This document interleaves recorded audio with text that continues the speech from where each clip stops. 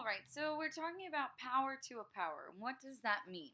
That means you have a power raised to another power. For example, use a letter. Say we have A to the fifth power, and then this whole thing is raised to some other power. I don't care what it is, 0, 100, 3, I'll put 3, to the third power. So let's see, and we'll do that one last. So for number 1, ignoring all this, I've got 4 to the third power to the fifth power. So, well, how many of these do I have? 4 cubed, I have that 5 times, so that's why I wrote it 5 times. I have 4 cubed times 4 cubed times 4 cubed times 4 cubed times 4 cubed. Because I have 4 cubed to the fifth power, you're going to write that one out 5 times. And then 4 cubed, what's that? Well, that's really 4 times 4 times 4. So I wrote 4 times 4 times 4, 4 times 4 times 4, 4 times 4 times 4, 4 times 4 times 4.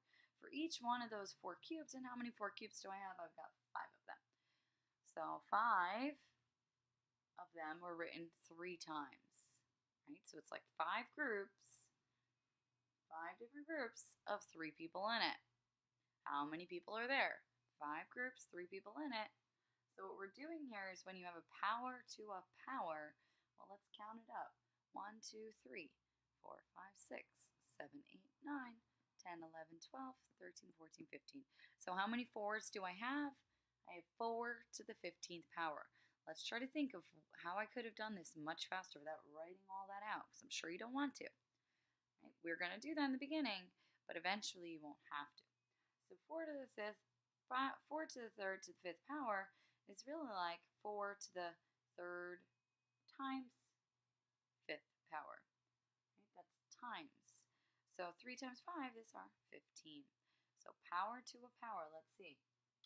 Number 2, 6 to the second power to the fourth power.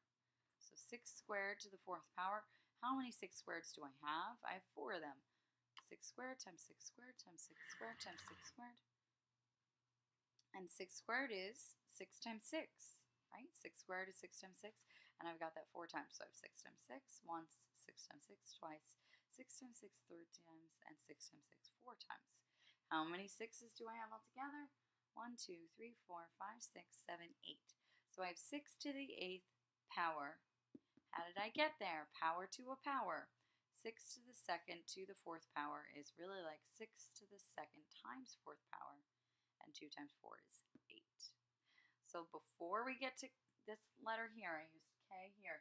Let's talk about A to the fifth to the third power. So you have A to the fifth 3 times. Now we already know this rule. This is the same base and we just add our exponents. 5 plus 5 is 10.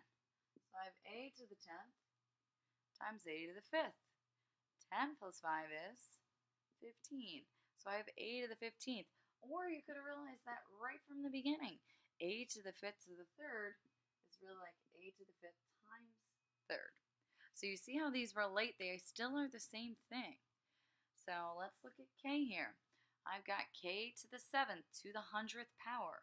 I bet you don't want to write K to the 7th 100 times. That's why I picked a large number. So K to the 7th to the 100th power, we just multiply.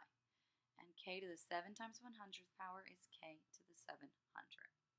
So the rule here, when you have a power to a power, keep the base and multiply the exponents.